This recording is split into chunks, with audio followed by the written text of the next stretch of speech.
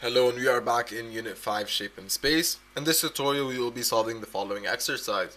The exercise says, draw an enlargement with scale factor 2, center at the point shown. So this green point right here at the bottom left corner of this grid is going to be our center.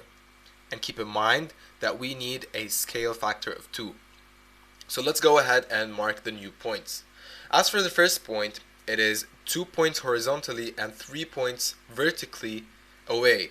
So we need to double that in order to get to the first point.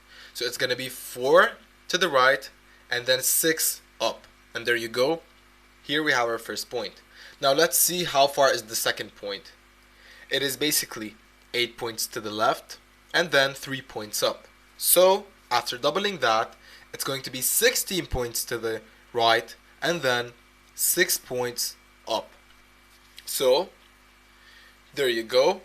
I'm gonna go another 8 and then 6 up, and there you go, we have the second point. Now let's see how far is the third point. It is basically 4 points to the right and then 5 steps up. So I'm gonna go another 4 and then the 5 are gonna become 10. So 1, 2, 3, 4, 5, 6, 7, 8, 9, and 10. And there you go.